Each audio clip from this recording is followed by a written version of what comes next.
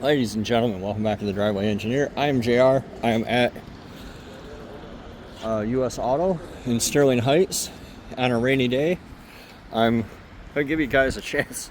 Other than the hat, like this is my normal workday attire. Last time I was here on a rainy day, there was an LS hanging out, and I went in and inquired about it. You guys remember? The video is on the channel still. And the guy was unable to fit it in the back of his Buick Verano, so I bought it after he had pulled it.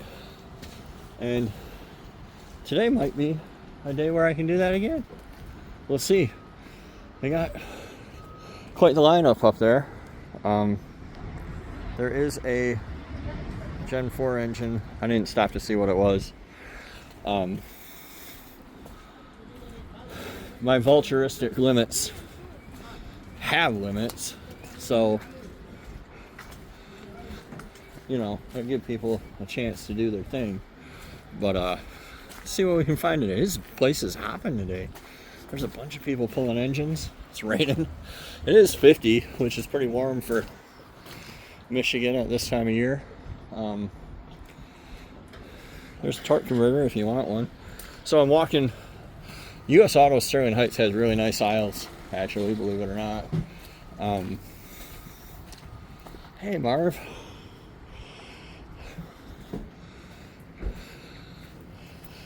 Makes it pretty easy to walk through here. It's a 2-wheel drive cabin chassis. This thing's a mess.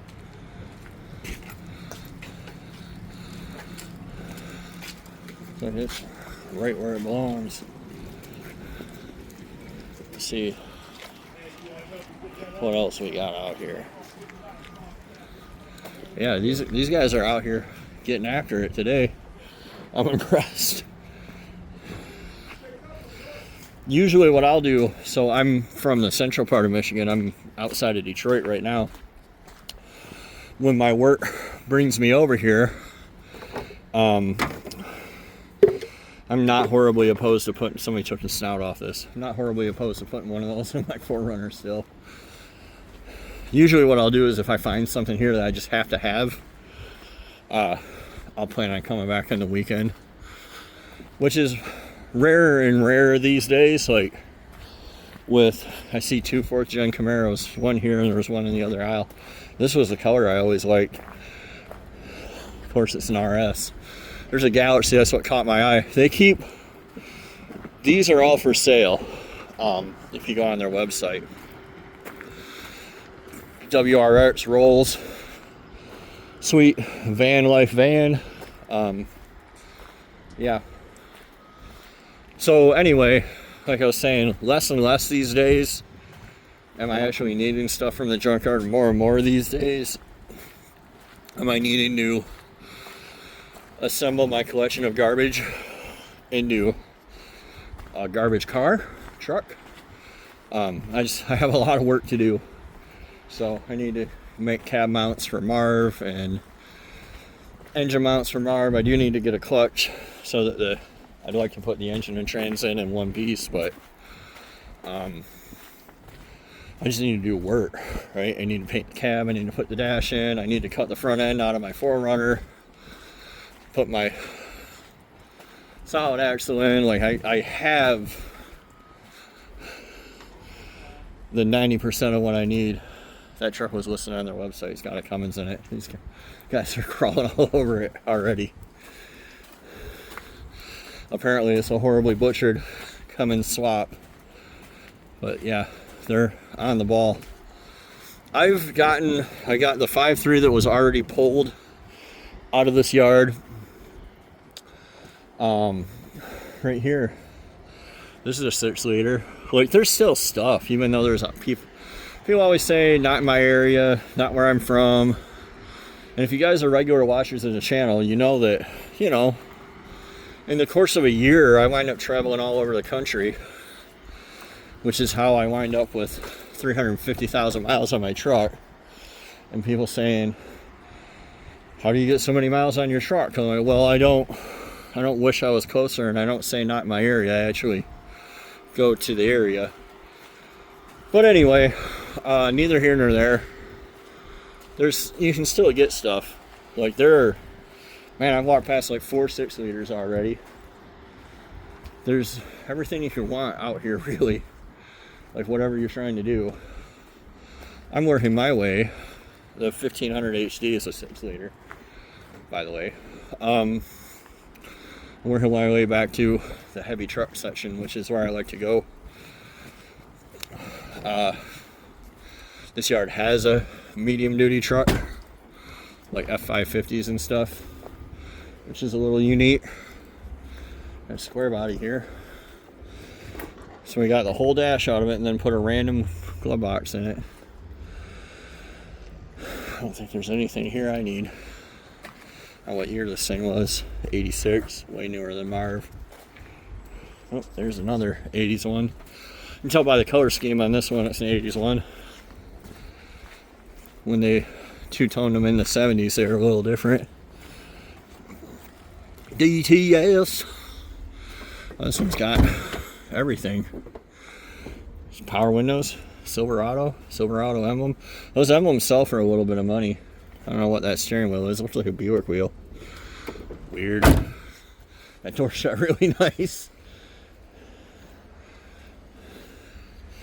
They did not leave anything to the imagination about what that was. So there was in the 70s, late 70s, a 260 and a 267 inch. Oh, that's a Chevy wheel. I wonder what it's off of. Cavalier S10. S10, you crispy bitch. Yeah, they were both 260 cubic inch and 267 cubic inch V8s. And of course they all got sold as 354 bolt mains. Grandpa special ordered it, no doubt. Corvette motor, police interceptor. Yeah, let's head over here and see what we can see in the heavy truck section. I was interested in this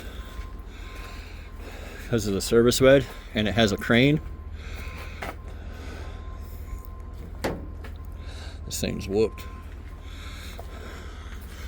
It's not only whooped, it's there's a 5-foot back of the cab to center of axle, and then like a 7-foot, and this is a 7-foot, so it won't work on Marv.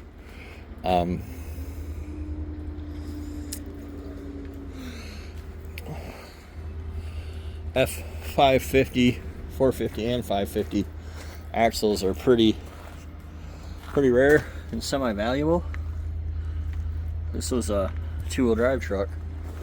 Looks like 2-wheel drive with a snowplow. I guess you got enough weight, doesn't really matter.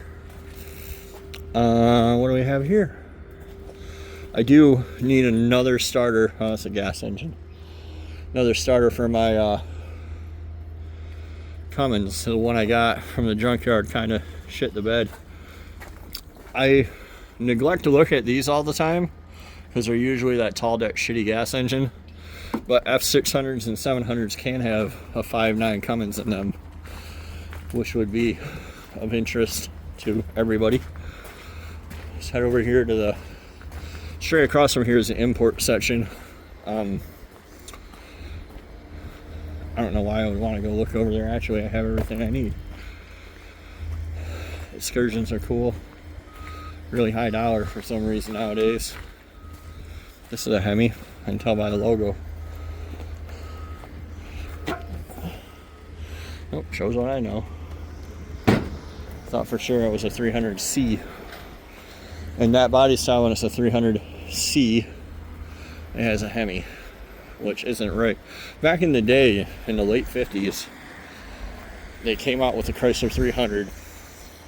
And then shortly thereafter was the 300B, then the 300C, D, so on and so forth. When they brought it back, they brought it back as the 300M, which was correct. But then they called the ones with the Hemi C because they just don't give a shit about heritage. At the end of the day, those are like the coolest Range Rover Discoveries. But that one's a shit box. That's always the condition they're in. I would not mind putting my wife in a TDI Range Rover if they weren't such shit boxes. Like, and people think because they're aluminum they don't rust.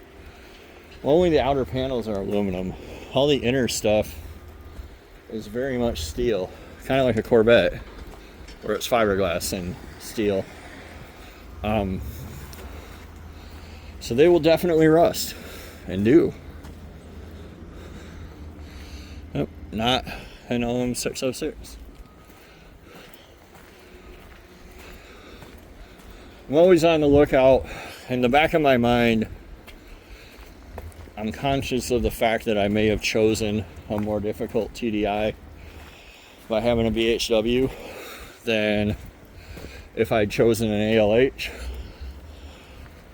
It's like easier swap, easier wiring, easier tuning. Everything's a little bit easier with an ALH.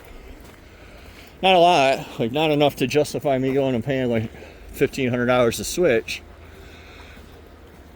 But if I find one that doesn't have a busted belt, it's like laying on the ground, I would be easily enticed to switch. Like I'm gonna have to change the turbo on mine. My cam's got some wear. I'm gonna put it in with the cam as it is, but in my mind I'm gonna know I need to change my cam. Stuff like that. So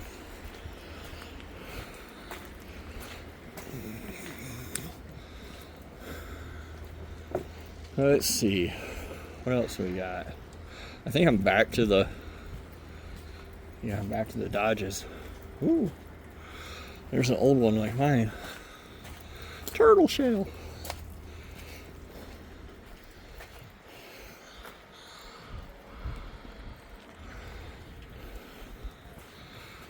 Ooh, it's even old but new. This is like an 80s one.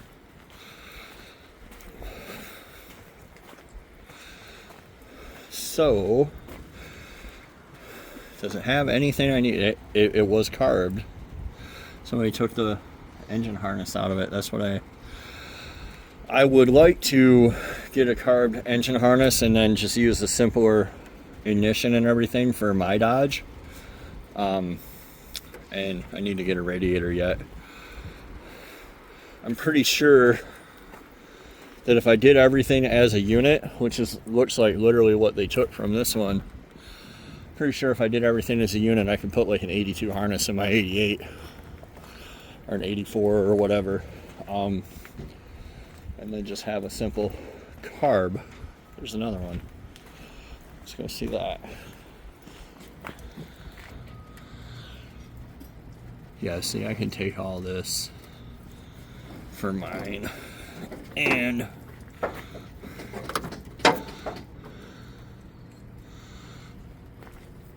this is an 86. I feel like these were all red interior. I'll have to ponder that. Comanche. She knocked me to good end.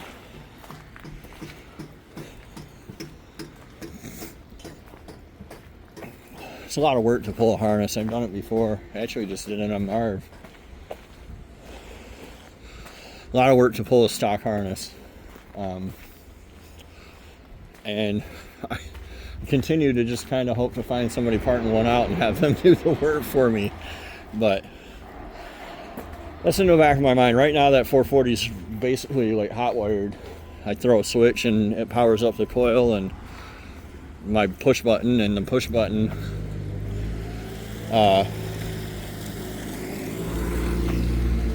jams the starter on and we're running. I think I'm gonna put you guys on pause here for a moment. Yeah, check this out. There's a literal team of guys dismantling this shit. It's hilarious.